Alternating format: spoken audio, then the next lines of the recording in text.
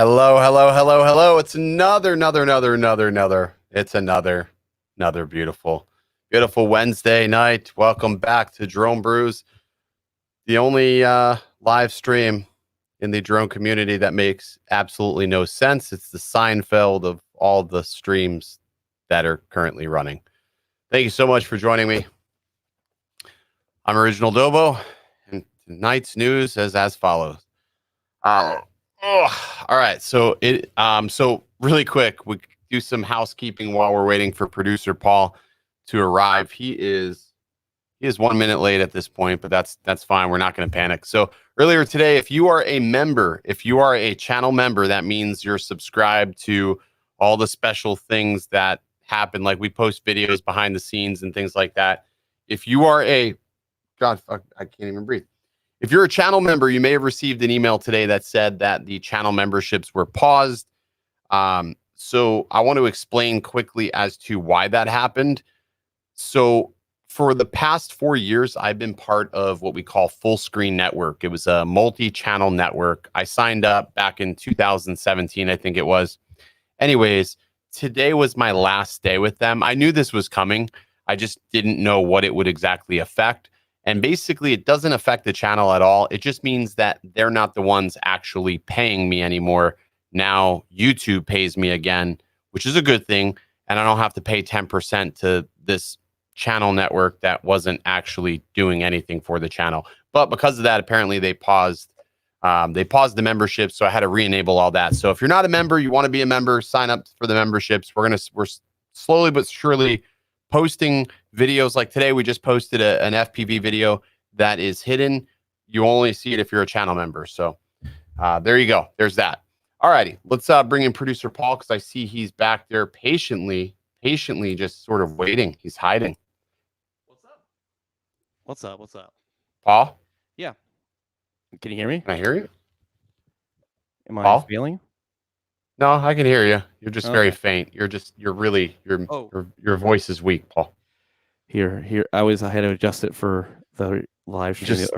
Just don't eat the mic this early in the stream, please. Let's do what we normally do, Paul. Let's jump into the chat and we'll greet everybody. So we'll start from the top, shall we? Let's do it. I see we've got Michael Blades. We've got Swift Fox FPV, Matt Cundiff, 808 State. We got Michael Matthews here tonight. Arco Drone Solutions. How's it going, Art? Did I thank you for that toffee? I think I thanked him for the toffee. I've got Eddie Nunez, Big Water UAV Solutions. I see Chad Meyer, Lauren Donner. Let's see, we got Charles Meyer, Wilson Kennedy. Wilson, by the way, Wilson was one of our winners last week, right? Wasn't he? He was? I think he was. He was. He was. That mailed out today. If you guys missed the message in Discord, everybody's stuff shipped with the exception of Troy's, because Troy, we switched him out for a shirt. So we switched Troy out for a shirt. So it'll be the second shirt that we get a chance to see how that works out. So we got DJ Ibis, Jason, let's see, Jake's Drone Life here. We got Ray Kelly, Heffy FPV. I see Lon's here. Good old Lon. Pyro 1776. Okay, Tom. I see Richmond Aerials. There he is. I don't see, do you see Brad Alston? Do you see a Brad Alston out there? Anyways, Brad sent me something so cool. I want to show you this, Paul. So I got this package in the other day, and these are coasters. So Wow. Brad made some laser etched coasters, and it's got the logo, it's got the drone, the camera, the whole little thing here. It's from River City RVA. That's pretty cool. So Brad Alston made this for me, which is perfect because I've needed a coaster, but I'm really selective about what I put on my desk. And this just for obvious reasons, I'm biased towards these coasters, so I'm going to use these coasters. And he also gave me a really nice letter. So thank you so much, Brad, for the letter. I think that was absolutely awesome. You're a very special person, so I appreciate that. Tonight we have Aldrin on. Yes. Flight Pat. So we're going to be talking with him. Having some issues with his cam link, but he is supposed to be on here. Okay. So last time we had Aldrin on the show, we were not using StreamYards. So we weren't using StreamYards, and all the failure was on me the last time. That was absolutely on me. Yeah. But you know what? I feel like when you don't use StreamYards, like the potential for things to go wrong is a lot more prevalent. Like I used to have mad audio issues. You know what's funny though? The audio issues only started occurring when I switched over to a Go XLR. The minute I switched to this thing, I had massive issues. I don't understand why, but I couldn't get it figured out. So we ended up switching to StreamYards, and we've been on that for almost a year now, right, Paul? It's been amazing. Other than like little things like you can't like add your own transitions, yeah, like that. But you know what though? It makes it easier for collaborating because you can log into it and you can handle things, and like it just makes the collaboration it's process easy to like of running. throw people in here, you know. Yes, and it's easy for me to throw you out too. It is. Yeah. I'm just joking. Your white balance looks phenomenal tonight, Paul. Oh, all right. So with that being said, Paul, did you make an intro, Paul? Intro? What? Okay, never mind. You didn't make an intro, Paul. Never mind, Paul. All right, let's bring Aldrin in, shall we? Let's do it. All right. Yo. Hey, Aldrin, how's it going, man? What is up, guys? How's it going? Hopefully this is going, working. man. It looks like it's working, man. Man, this thing is, I swear to God, dude. It's always it's hit or miss, man. I swear. I even like the other day, I was just trying to get it working for like my kids' Zoom and some other stuff, and I'm like, I don't know if it's a cam link or what it is, but oh well. We're here. You think it's the cam link that's acting up on you? Either the cam link or like the adapt. You know, when you're going from toggle to toggle to toggle, man, it's just you don't know what it is. It's going to be one of 4 different things. So I feel like the cam link sort of screws up for me. I always get like very, very delayed, like lag. It looks like I'm sort of running in stop motion sometimes, and then it picks back up, and I'm like, oh, it's working perfect. So yeah, it's. I'm sure the tech will get better as they progress with it. Everybody's working from home now, so they're like essential, actually. So, dude, I appreciate you coming on the show, taking out the time. I know you are a super, super busy person, but I wanted to bring you on tonight because I want to talk a little bit about, obviously, brands, self-branding mostly, because I like what you're doing with the cases and things for the quads. I think it's awesome. I love the material. Matter of fact, that's what I put my Mini back into yesterday after my video. It's like what pushed you to lean towards minimalistic casing? Yeah, I mean, hey, shout out to you too, man. Seeing all the stuff that you're doing is really cool. So, I mean, kind of seeing all of the 3D printed stuff. I think it just goes along with the same thing that you're doing. You're seeing things that we as flyers, kind of there's always those like kind of little smaller gaps here and there that we need and see like, oh man, it'd be nice if I can just do this, right, and do that. And that's kind of how it came about. Just, you know, I've done a bunch of case reviews and larger hard cases, but at the end of the day, I was like, all right, when I go out, I just want to be able to like toss it in my bag, right? So you normally just toss it in your bag, but at the same time, you have to like kind of find a little cubby hole to put it in. And then you end up being like, oh, you know, you pull it in and out, and it's kind of flopping out everywhere. So I was like, man, I'm trying to look for like another case. So, you know, I went through like a bunch of like zip cases and, you know, Velcro style, and I'm trying to find like different ones. And I'm like, all right, I just want to be able to wrap it enough to give it some sort of protection while it's in like your DSLR bag or throwing it into your backpack, you know, because not everyone has like a DSLR bag with dividers. So everything I found that was kind of fit is either, you know, it just wasn't fit, right? It was either too big, too small. So one or the other, I'm like, all right, why don't I just make one? Because this is something I always use, right? So that's kind of just where it started from, right? Just trying to fill the little void of what I saw we needed. So I think, you know, like for minimalist cases, there's really not a lot of cases out there that are just, you know, just basic enough to house obviously a drone. But I think you said it best, is not everybody has a camera bag. I think we take for granted that a lot of pilots, they don't carry a bag. Like I carry a bag around just because I have a camera with me at all times, but not everybody does that. So that minimalist design for me really stood out. I like the way it looks. I love the branding. I love the boxes though. I like all like it's the little things that you do that really makes things pop. And I think when people get a package like that, they're sort of like, oh damn, I wasn't really expecting those things, because we're so used to buying something like from Amazon. Yeah. And, you know, it's not knocking those brands, but they just sort of throw it in the box. There's no real attention to detail. You open it up. There's just no little pizzazz. Those niceties sometimes really go a long way with consumers, and it makes them remember that brand for the next time they go to purchase something. At least that's how I am. And I'm sure a lot of people are like that as well. You have plans for more drones though?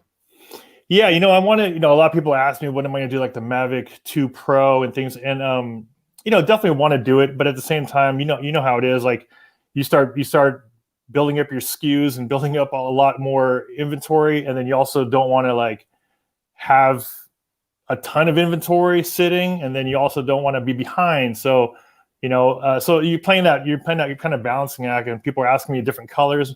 And until you actually start making products and realize how many hours you have in there, I mean, people, you kind of want to like, you know, you just want to be able to, all right, I'm going to keep it simple. And, you know, it's hard to cater to all of the one-offs. The Mavic 2 Pro is definitely something I wanted to do. But then you start getting a little bit bigger, then it's like, man. But would it make sense right now? No, would it make sense to do it right now? I think at this point, it's, you know, I won't say the Mavic 2 Pro's end of life, but you know, I think the most we're getting to that point, you know, where something else eventually will come out. But I think a lot of people have shifted over towards either the Mini or even the Air 2S, or even the Air 2 for that matter. Yeah. I mean, that would make a lot more sense. But I get what you're saying with keeping it simple. When I started doing the 3D prints, I was trying to accommodate everybody, and in accommodating everybody, you skip someone.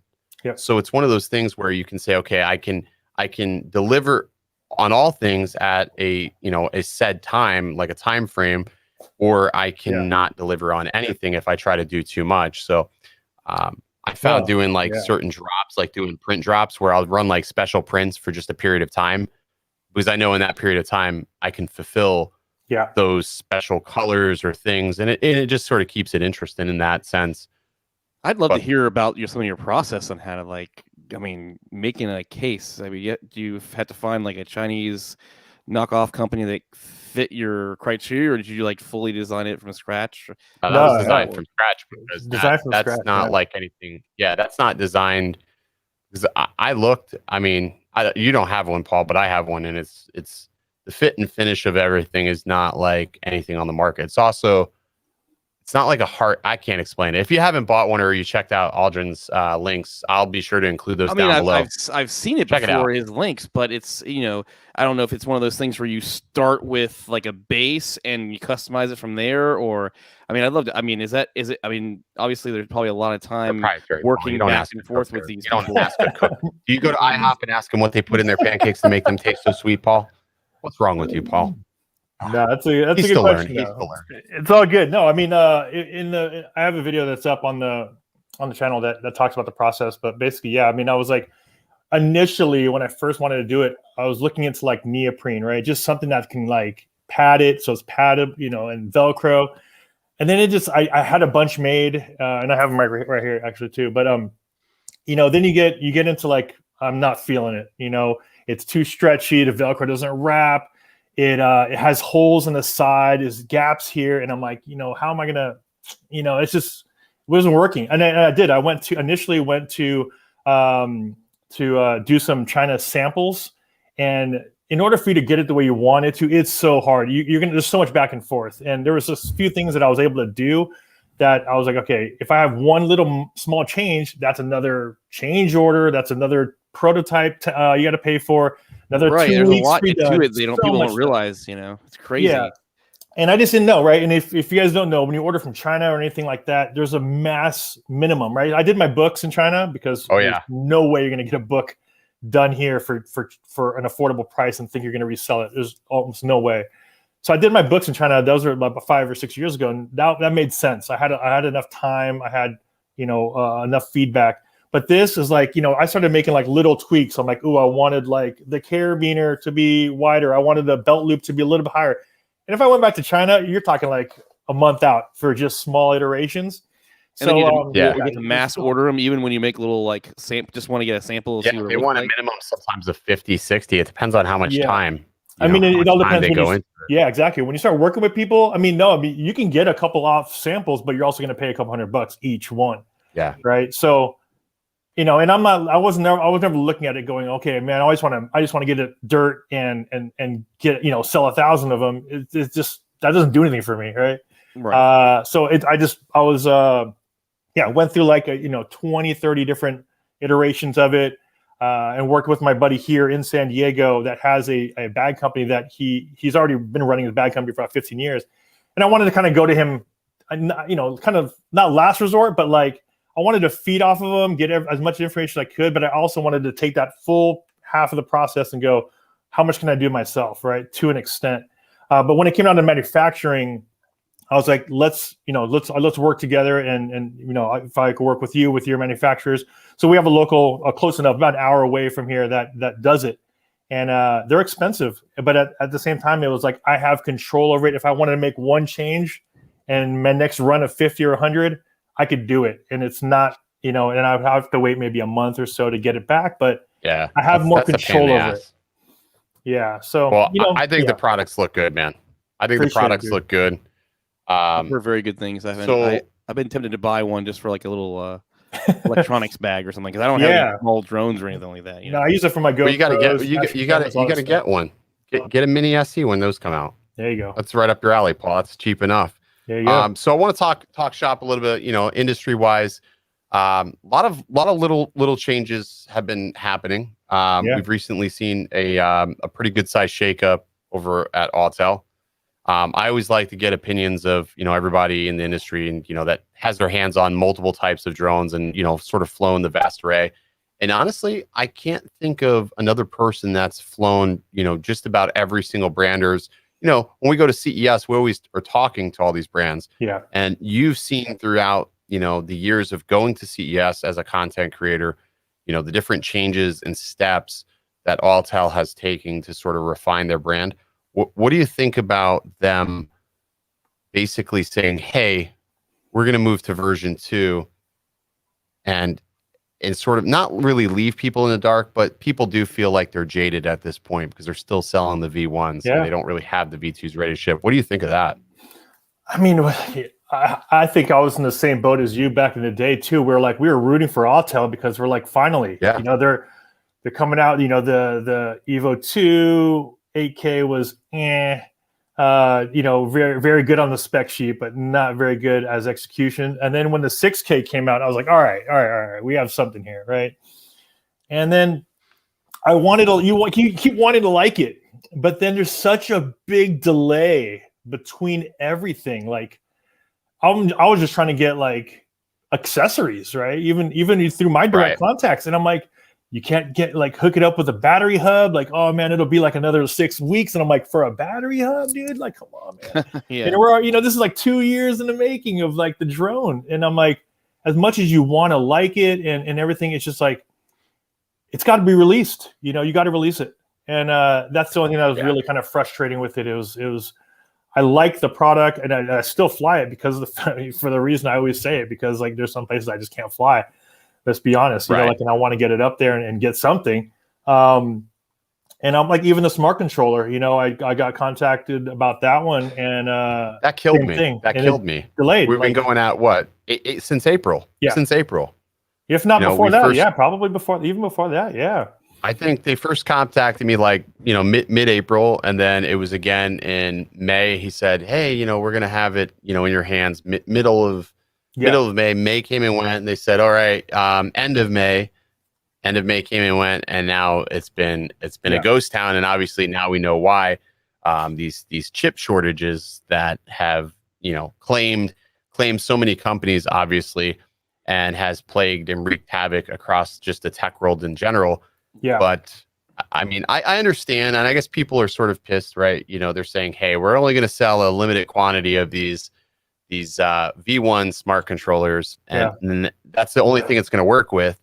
And to me, it's like, as a consumer, if I had a V1 Evo, I wouldn't even consider buying the V1 smart controller. As tempting as it sounds, I just wouldn't, because I know at that point I'm stuck. Because in a year from now, if let's say Autel pushed out another quad that has this capable chipset, it's not going to be supported, and it's almost like a dead end. It's almost like you're selling a dead end product at this point, and it sort of sucks. I feel bad for Randall because he walked into the mess. It's sort of like he walked in and the kids had all the Legos thrown on the floor, and he's just sort of like where do I step and not stub my foot to clean up this mess? So it's like, I know people are blaming him, but it's not really him.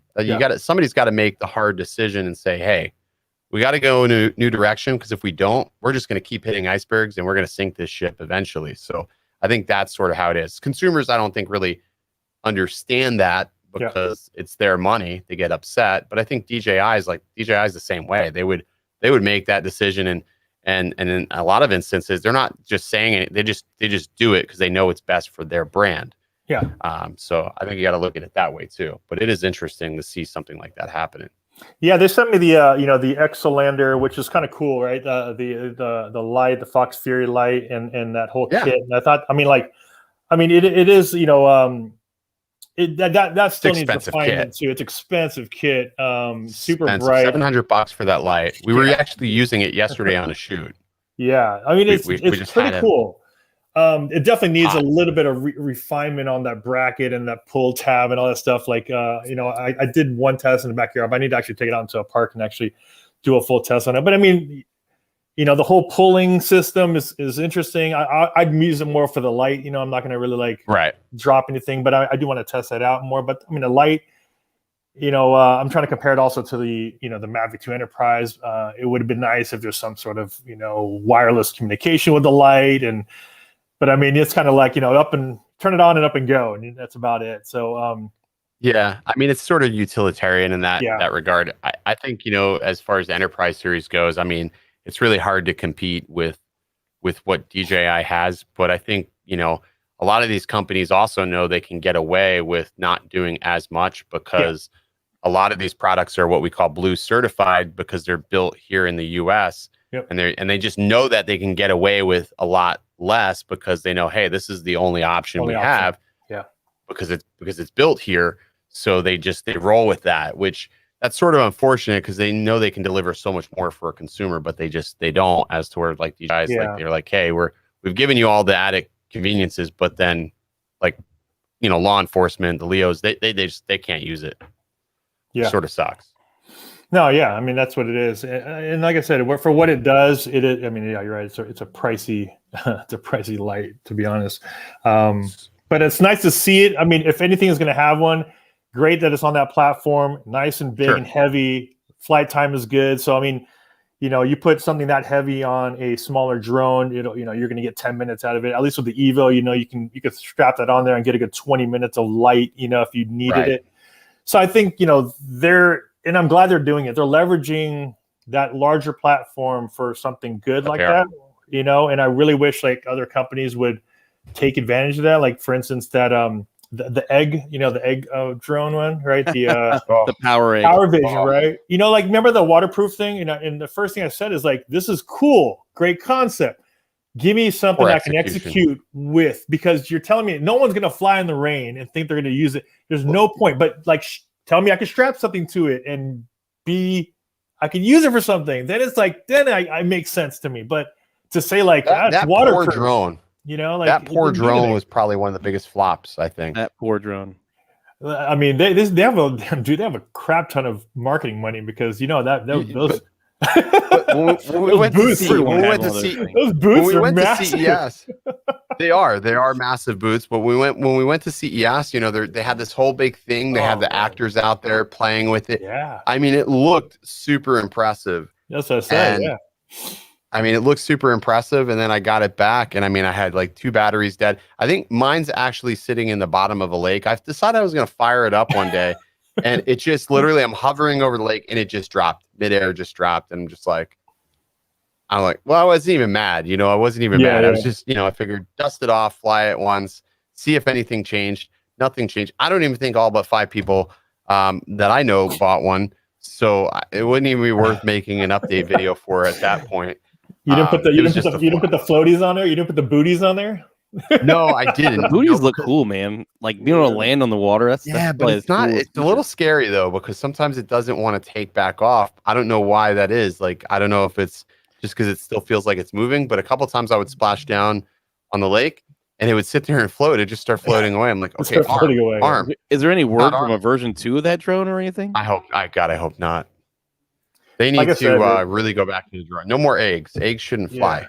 Yeah, that's why they hatch. If they just came out with something that just made it usable. I mean, like for instance, like the splash drone, right? Remember that one, the orange one? I still have like they contacted me a long time ago. I go, it's great, cool. It's cool, but I'm like, just add something to it that makes it like who cares if it's waterproof? But if you're not going to do anything with it in the water, I'm like, drones again, utilitarian though. It's got a specific purpose, and I think for like fishermen and things like that, splash drone would be amazing. You can you know, take a line way the hell out there, and you don't have to worry about casting it.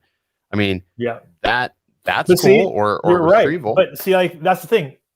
Absolutely. Then they should make a fishing line accessory kit, right? Like just make it. Yeah, that's what I want. Like just make it. It's expensive though for what for what that drone is. It's super expensive, which it blows my mind. You know how pricey that actually is. Yeah, considering what all it does. Something, you know, when we were both at CES 2020, we've already had CES 2021. I've been sitting here waiting since last CES for the Evolve 2. Same. We still haven't seen that. I'm in contact with them too. And I'm sure you are too. And I don't, you know, I'm not trying to be pushy with them to understand it, but I'm trying to, I guess I'm confused because I constantly see these videos post and they're sharing like all this wonderful footage, but I never actually see any intention on releasing it. And I'm like, okay, what are we really doing here, guys? Yeah. When is this become available? Because it is a great system. It's a micro four thirds sensor. It's really one of the only ones beyond what DJI has to offer. Yeah. In that sort of, you know, size that can offer a payload capacity like that. Yet we just have no ETA. And I'm sure people, by the time it finally does release, they're not going to trust the brand to want to go ahead and buy it because you've just waited almost 2 years to release your second generation. Yeah, and I think, I mean, you're probably talking with them as well, and you know, and the last thing I heard from them is like, yeah, we're still. I mean, we have our, you know, a set of drones out there with our, you know, our specific creators or, you know, building content for it, but I guess when they just haven't gotten to mass production yet, right? So, which is the only thing I can figure. Which is kind of scary because of the fact that you know, they are locally built, right? So, I mean, if you go to mass production, you're just kind of wondering how fast is that can even happen, and at scale, and you know, so I don't know. They're close to me too. They're only like an hour and a half, an hour, 20 minutes Right. away. And I'm just like, yo, can I just go up there and look at it, or like give us something? Right.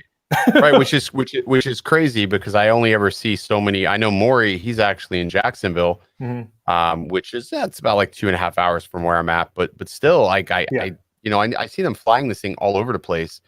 And I mean, at some point, it's like, all right, you got to maybe make some money from all this that you're trying to market. I mean, I don't know. What do I know? I'm not creating products for sale, so I don't know exactly their intention. But unless maybe it's a hobby, who knows? Yeah.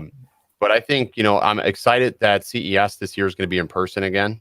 Same. So I'm excited. I'm excited to see what is, going to be brought out this year. What are you thinking? What are you thinking? What are you thinking? I don't know, man. I don't know. I think it's a weird. I still feel like so many people are in a holding pattern.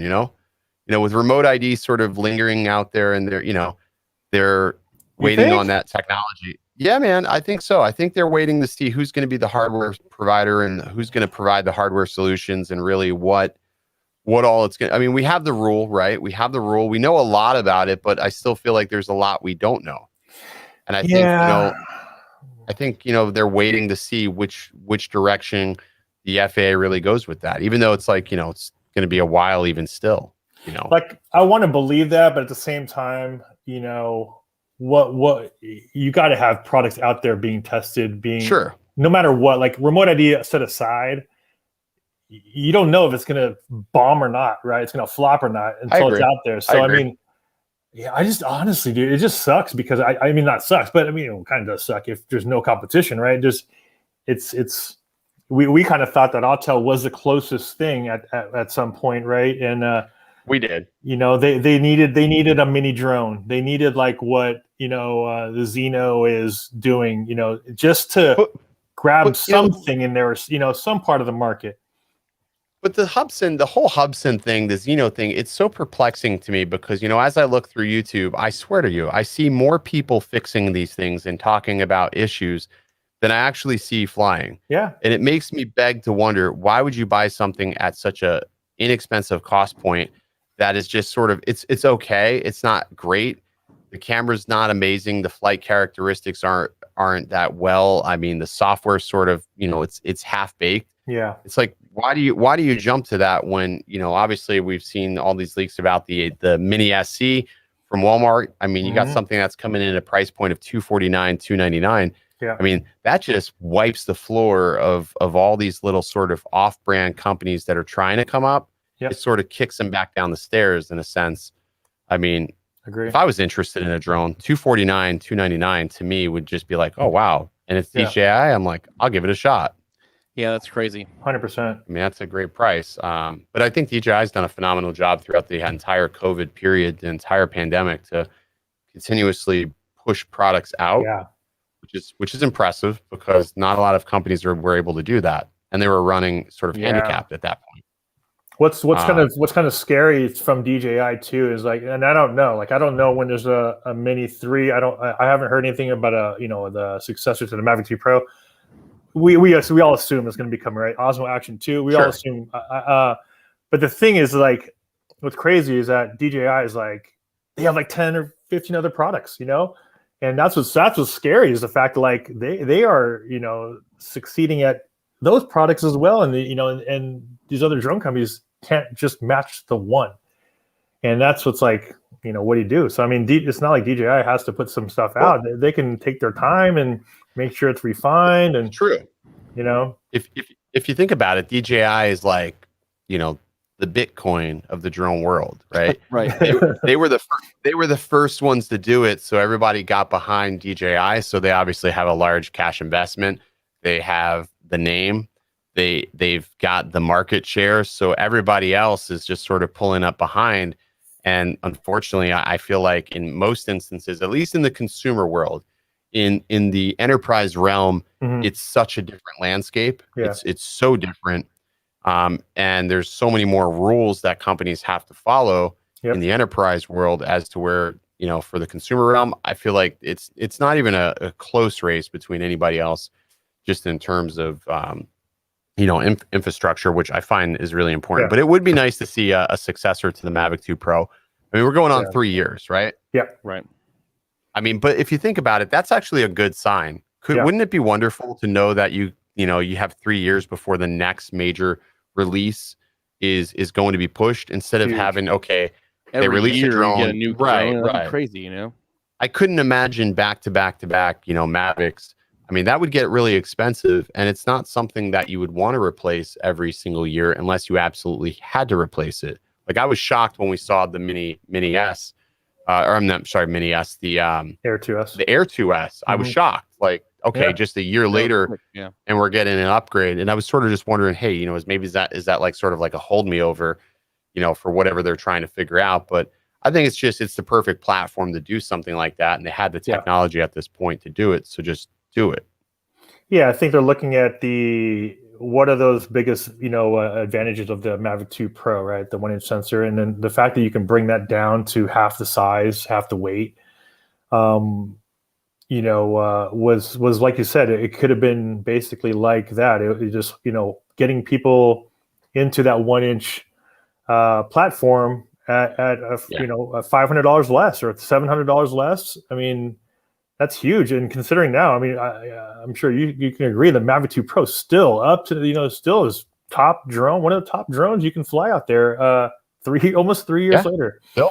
Yep.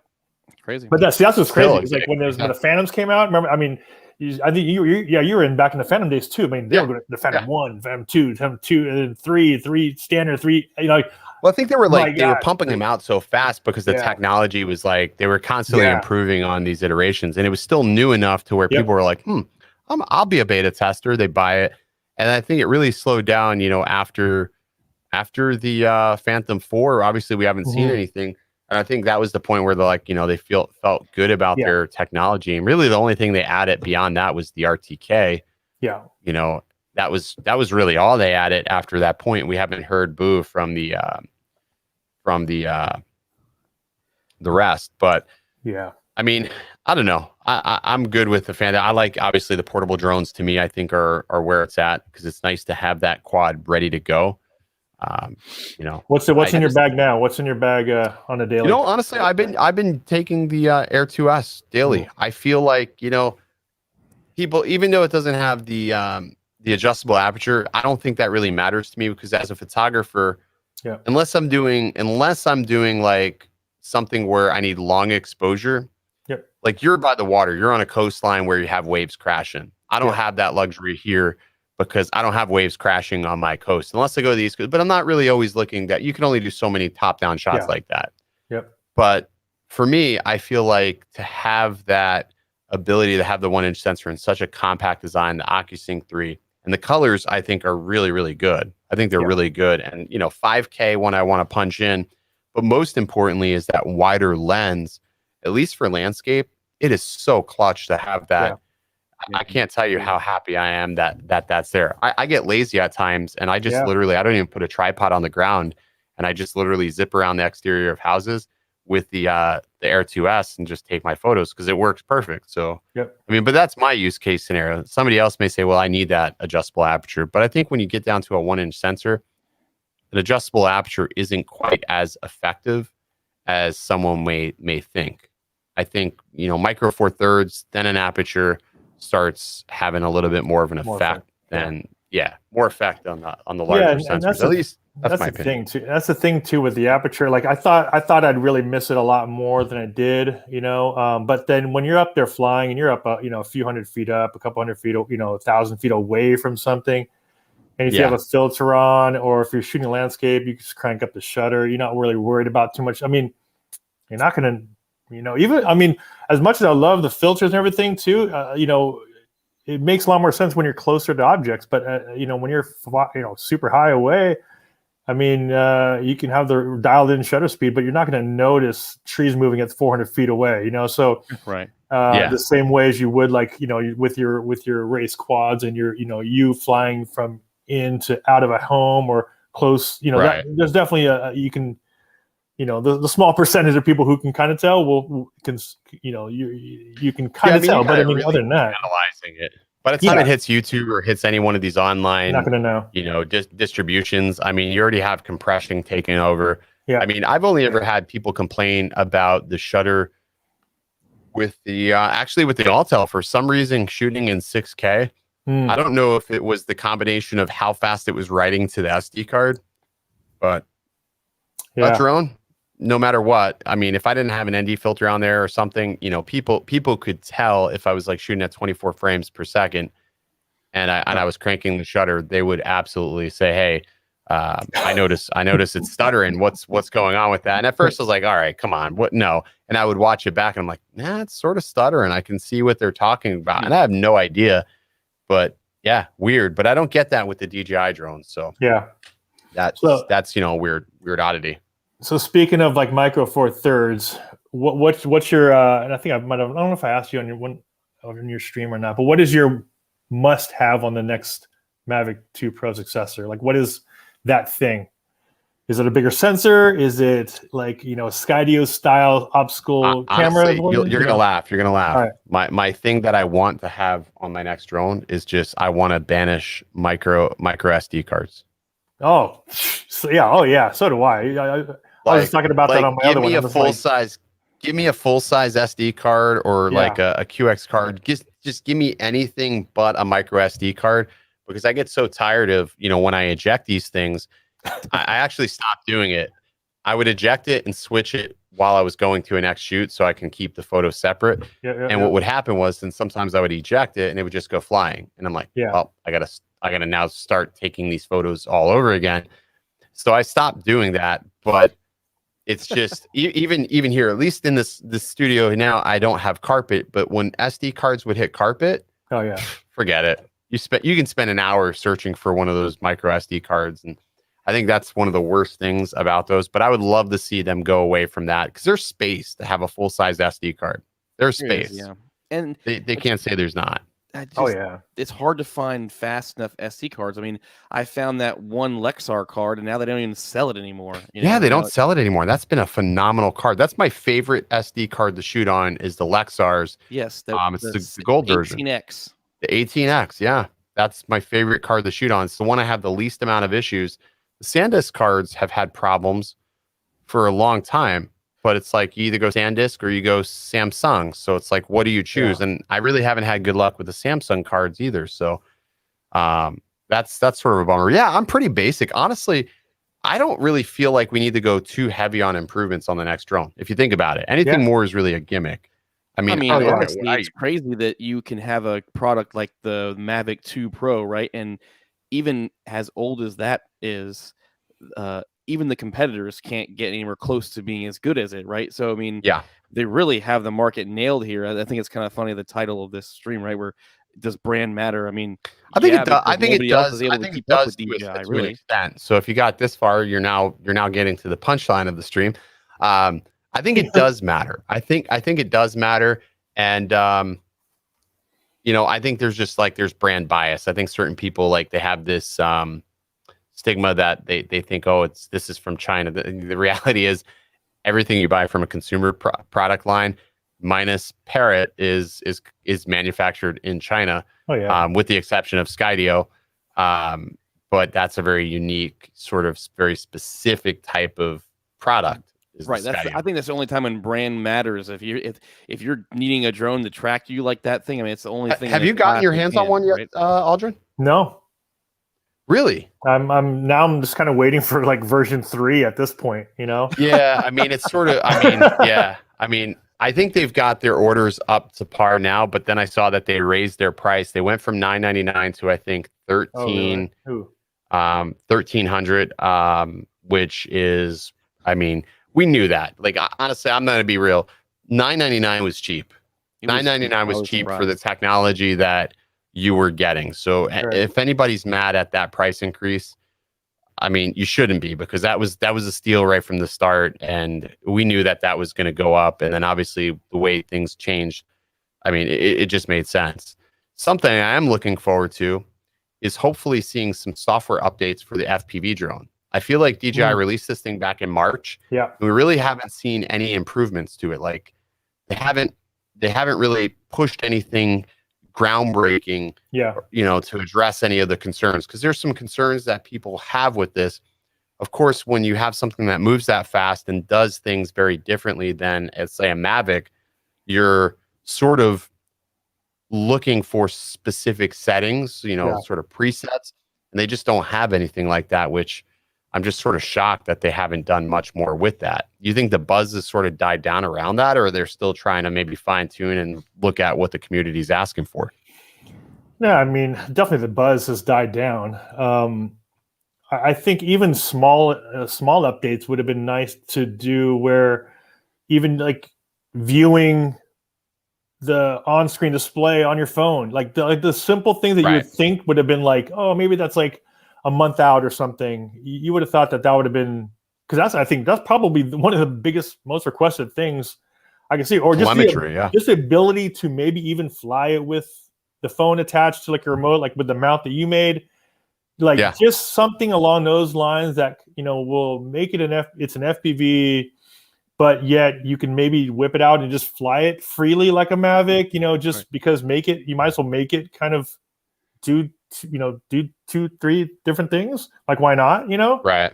And then it would, I think that even that alone would maintain a lot more buzz around it, because it's like, oh dude, I can like plug it in now and just fly with my phone and just kind of have fun with it. And it's kind of, because I actually like watching and flying a line of sight and whipping it around, and then, you know, kind of just taking it off like a Mavic. That's, for me, it's actually really fun flying a line of sight versus all the time being in the goggles, which is, you know, you're putting yourself in two different, you know, situations. Sure. So I mean, it'd be nice to just be able to like fly it real quick and then, you know, experience it with the goggles, come back around. Just so I think even like that would have been a nice 2-month update, you know, or something, you know, a little treat. But in there. that's so odd that we haven't seen, like, just even like, you know, sort of like that maintenance update, like squash some bugs that could have been happening. Nothing. And I'm sort of left sort of perplexed that, like, you would think that they would have done that, because this drone really needs like some presets, right? It's not really a freestyle drone, although it does freestyle pretty well. But it would be nice to see them say, okay, hey, these are the presets that we would use for cinematic flight. Yeah. These are the presets we would use for standard flight. And these are the presets that we would use for, you know, freestyle, or whatever they would want to call it at, you know, whatever junction that they're at. But just give users somewhere to start, because the person that's flying this thing has never flown. They don't understand rates. They don't know what these they don't understand what this means. And by the time they watch a video to figure it out, it's probably already too late. They probably wrapped it into a tree or hit the concrete or something. So it gives somebody like a good starting baseline to sort of customize things to their life. That's what I think anyways. It would have been cool to see them do that, but it's just been sort of mum's the word, I guess. And maybe they are working on it. I'll give them the benefit of the doubt that they are, though.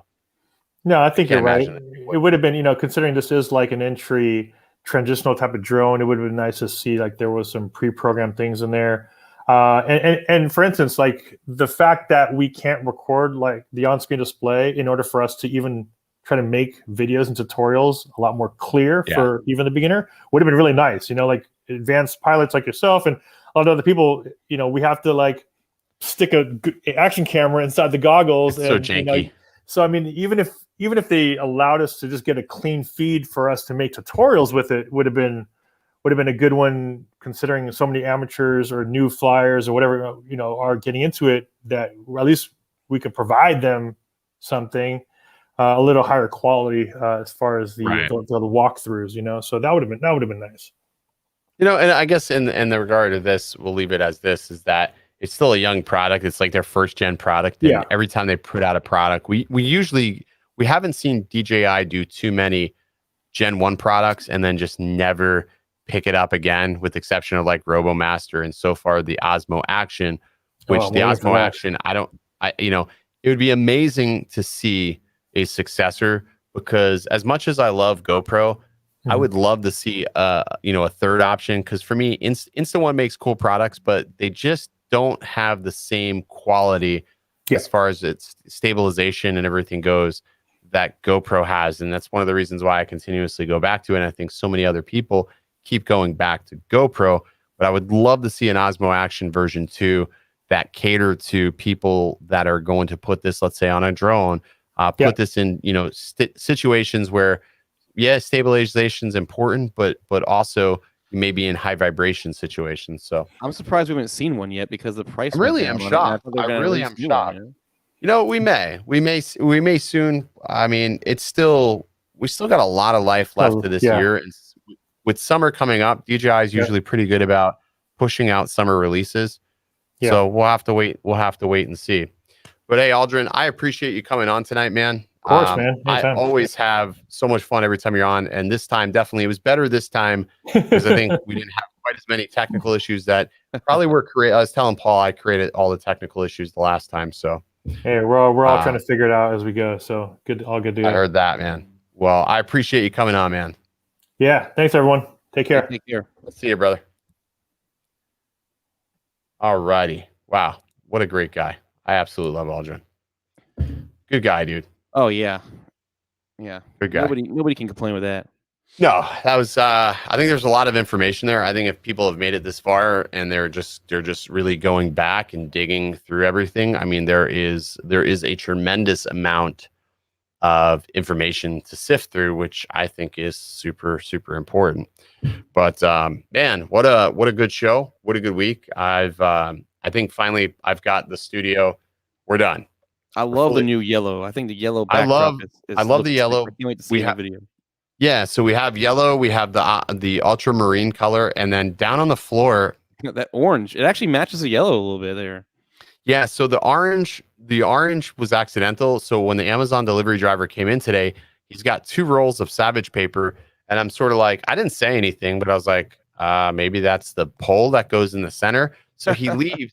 When he leaves, I opened up the first one. I'm like, it's orange. I didn't order orange. So then I opened up the second one and I saw that it was yellow. I was like, okay, I ordered this. And I looked at my phone. I'm like, well, I only ordered one. I only ordered the yellow. So when I looked at the like labels, $90 right there. That's right. Crazy, you know? Right. They're but not both cheap. of them, but both of them were addressed to me. So it's not like they made a mistake and delivered somebody's wrong roll. They were both addressed to me. So I'm like, screw it. It's a 2-for-1, I guess. I don't know. 2 for 1. Maybe I need to go order one now. So I'll keep it, I'll keep it, but I want to show something. I want to show you something. I want to show everybody something that I've been working on. I'm actually pretty damn excited about this. Oh, so boy. let me go get this prototype. A prototype, guys. Are you guys excited about this? I don't actually know about what this is. I have not seen this new prototype thing that he's talking about here. Oh, dog fighter. Man, I'm a bad man. Dog fighter. Thank you so much, man. Thank you. Yeah. Thank you so much. So check it out, Paul. So you know what these are, right? These are these Instagos. This is the original Instago. I didn't have those little tiny things. Yeah. Those are cool. So I didn't have the luxury of getting the new version of the Instago, but I do plan on getting one. But I thought about something. I've been wanting to do something for a long time, and I've seen this, and I was like, I wanted unique perspectives. So I am working on this mount for the FPV drone, right? And this mount will essentially allow you to do 3PV and probably can house a lot of different things, but check this out. So it mounts to the back. It mounts to the back of these bolts, and this hangs off. So literally you're watching your drone fly, and you can mount the Insta1R, or you can mount whatever 360 cameras you want, but literally it hangs off the back of the FPV drone. And it surprisingly, it doesn't do anything for the weight. Like I can still full acro it with this little Insta1. It's like 20 ounces heavier, but it's pretty cool. The footage, I'm going to be uploading a video. I'm going to be uploading a video in a couple of days on it, but it's actually pretty cool. I'm testing out something. I'm testing out these props, right? And I love those green props on that thing. It looks sexy. Well, the green props are going away. I ended up finding these adapters. So I gotta take these off actually. So these adapters actually will go over this right here. So you take these off. So I don't know if you see this, but there's actually 3 bolts in here, and you unscrew this little piece on top of the motor, and you can screw adapters on here, and you can run any type of motor that you want, or any type of prop that you want. So you can take a prop from a normal FPV drone and put it on this drone. but you need to do it one blade at a time, because if you don't, there's no markings or insignias to really know which way they spin. So you got to take note of your leading arm or your leading blades, so that way you can know where they go. But it's pretty cool. Yeah, it's 20 grams. It's 20 grams additional, but yeah, it's pretty cool. So I'm actually Kelly in the pretty house. excited. Ready, set, drone. Good to see Kelly. Representing him. I got his shirt on. He must have saw the shirt. You can hear it. It's like you can hear the shirt.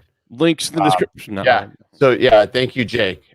Jake's Drone Life actually. So this is funny. He hits me up. He goes, "Hey, I want to send you this link. Check these out." He goes, "Just to let you know." He goes, "I already bought mine, because last time I sent you a link and I didn't buy the damn props. They were sold out. So I'm buying it." So Jake's like, "I'm buying it. I'm gonna send you the link, but I'm buying it because I know it's gonna end up selling out." Well, I hope that's the case. I hope that they work out really well, because I have so many different props on my wall over here. So I'm going to try all these different props to see which ones work best. If I can find something that works better than the stock props, and if it works better than the stock props, cool, I'll go with that. So I'm going to try like heavier pitches. I'm going to try, a lower pitch. I'm going to try the quad blade props. We'll try them all and see what works best. I think it's, yeah, I am going to, I see Mihap's like, "Hey, throw the quad blades on there." He got me addicted to the quad blade props. Jared wants to know when we're going to see a video with that little concoction you made. Oh, this weekend. I'm actually using it because I needed a way. The whole idea behind this was I needed a way to be able to see if there was vibrations from the props. So having this back here will allow me to see each of the blades. So if anything crazy is happening, I can at least film it. And I can also see how each, prop reacts with the drone. So I think it's pretty cool. I'm hoping it flies. So we'll see what happens. I think it's going to be pretty cool. So it'll be an interesting test. We'll see how it rolls out. For sure. So don't let me fly it. I might crash it. No, you're done. You're done flying it, man. Although I would trust you flying the FPV drone, because I think that you wouldn't crash this. Well, yeah, I guess it depends what mode you put it in, but yeah. Yeah. I mean, standard basic mode. Yeah. I mean, standard basic mode, I think is going to be okay. Let's see. Finally got to order some props from Pyro Drone yesterday, Jake said. My bad, dude. I saw they were in stock. I was getting all these emails from Race Day Quads. I was getting emails from everybody that the FET Tech, the KISS flight controllers were back in stock. I must have ordered like 4 of them already. We're getting a lot of questions about your beer. Did you load up your new fridge? I did. I did. I wonder if I can link myself. I could probably just sort of do a tour with it. You probably could grab your phone and just send yourself a link if you really, really wanted to.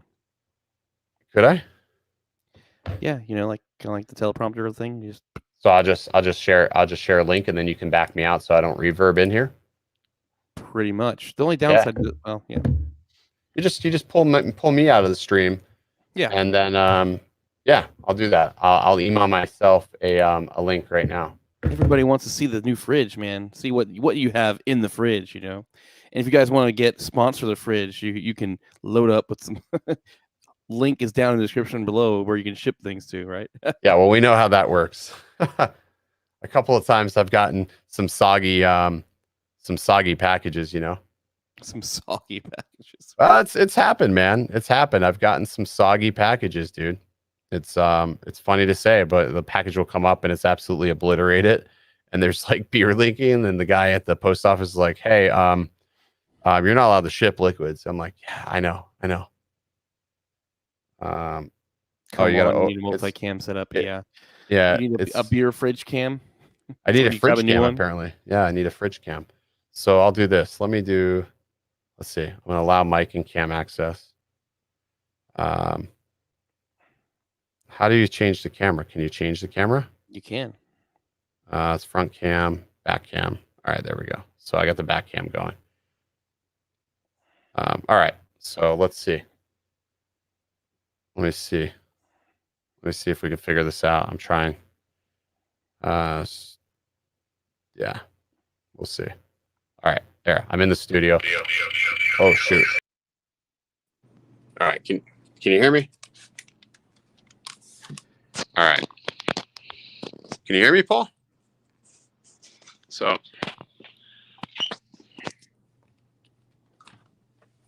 Oh.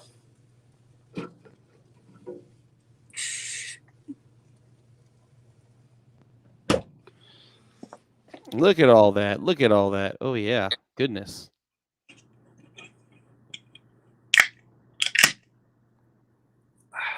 Ooh, I still need to try that one. Yeah, look at that.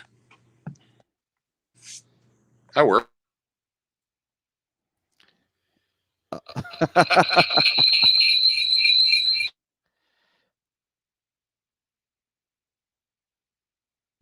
Man, it's weird how that works.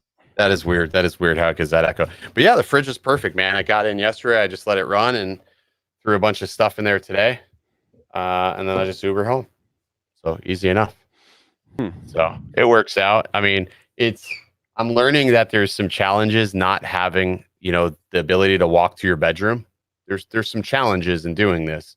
Like I find myself often like, I'm like, oh, I want to record this. I have this idea. And I'll run into the room and I'm like, oh shit, wait a second. That's right. I made the decision not to do this. So then I'm like, well, I'll just go back to family time. So family time has been better. It has been better because I don't have to, I can find separation between work, like my actual day job, YouTube, and just everything. And when I'm here, I'm a lot more focused. Is your wife getting that arts and crafts room she wanted? I don't think so. Okay. I don't think we're doing an arts and crafts room. It'll be something, but it's not going to be an arts and crafts room. I know your daughter is probably going to get a bigger room, right? So she's probably not. She's probably going to stay right where she's at. Gosh, man, I want to tell you. I really want to tell you. Oh, soon. I'll tell you crazy soon. Things. Yeah, a lot of crazy things have happened. Super. We'll put it this way. We may have a different link instead of super chat soon. We'll talk about that soon. You don't want to say any more. No, I can't. I've already said enough. She's probably watching but you know what the good thing is? Now she can't yell at me. So like I get yelled at maybe when I get home, but not I won't get at least during the fact you can't run through the door and yell. Yeah. So yeah, man, good show tonight, dude. I am felt that was awesome. Good talk. So what we'll do is man. I'll hopefully test a bunch of props out by like the weekend and have a video up for that. So if people want to check that out, I'll have a link for that very soon, as soon as I make sure it actually works, right? That's the question. Will it work? Will it work? Will it work? Will it work? Will it work? So call an Uber. I could have skateboarded home, but I think that still counts as drinking and driving, right? I think it does. You wouldn't want me to get on one. I could. Oh no! You don't need any alcohol to have a bad day on that board. You don't need any alcohol to have a bad day on that thing. No, I got to get up early because I'm delivering one of the FPV helmets to a viewer. He's in Tampa. He's got a production company, and he needs it for a shoot that he's on. So I'm actually waking up like earlier than I normally do to go deliver him a helmet that he's going to use for So we'll do that and we'll go from there. I did do my recurrent test finally. Oh, you did? Yeah, I did that. Is it easier? Oh my God, it was so easy. You can't fail. I don't understand the point of taking it. I really don't understand the point of taking it. I wish they would do that online for the first one. Yeah, but this is the reason why. This is the reason why that they won't do that, because you can't fail. Like you have to. Right. There has to be some sort of accountability. And the first time that you take the test and you're in person and they're really scrutinizing what you're doing, well, that's the reason why, to understand your competency. But the second time around, in 2 years' time, I guess you could lose competency. But it was nice to see that some of the questions were a little bit more relevant to the drone industry specific. So, I mean, not all of them, but some of them. It was like a 45 question test. And I hit grade. I scored an 87. It took me literally what felt like 15, 20 minutes to take. I scored an 87%. And I thought, okay, I'm good with 87%. But then no, it wants you to go back and fix your incorrect answers. Oh man. So you have to get 100%. That's the only way to get your certificate, which I'm like, sort of like, well, that's stupid. But you know what? I mean, hey, I guess that means you should definitely be able to pass it if it makes you. Yeah, but it's done. That's the biggest thing. It's done. I like the fact that it's online now, and it's also free, because you used to have to pay $150 to take that recurrent test. You used to have to make an appointment, and then you used to have to actually go into a test facility to do it. Now you don't have to do any of those things. So it's just easy. I don't know what that was. Well, oh, jeez. She's chastising. This is different than recurrent. I know. Also, when are we hanging out next? Oh, geez. I think she's just trying to bust in here. See, maybe I need to get my own office now, right? Yeah, you probably do, but that ain't gonna happen because you're so cheap. Oh, I love you, but you're the cheapest person I know. Cheap is an incorrect response, actually. It's pretty accurate. oh shit! Look who's talking. Oh my goodness! Oh, Mrs. Paul. I gotta come on here at least like every once in a while and just bust her. She's like the what is it? The character Frugal. that you never see her face. Yeah, she's you like see her Wilson hands coming off the side. It's like Wilson. Yeah, Wilson. There you go.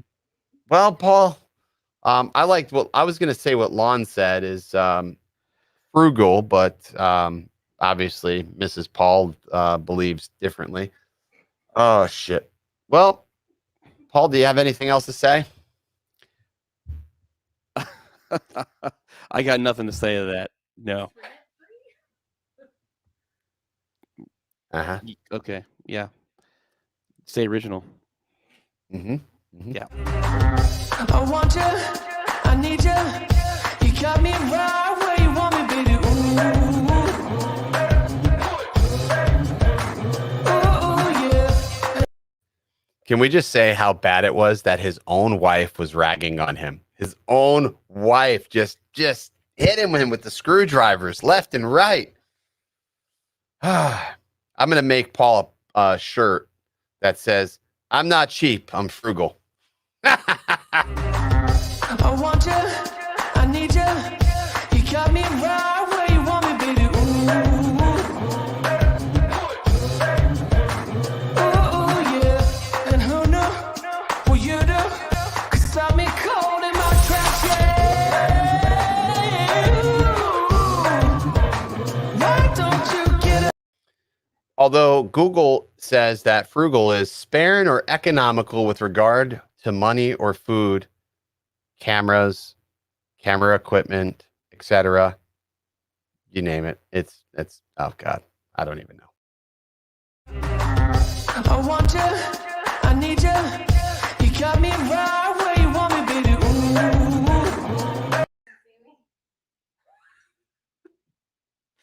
Hi.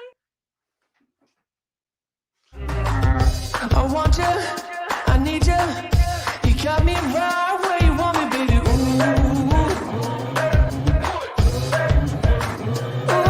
yeah. And who knew what you do? 'Cause stop me cold in my tracks, why don't you get up off of these high hypotheses? I'm not sorry. That's right. Hot stuff. I know what you guys are thinking. That woman is just one dead sex. I want you, I need you.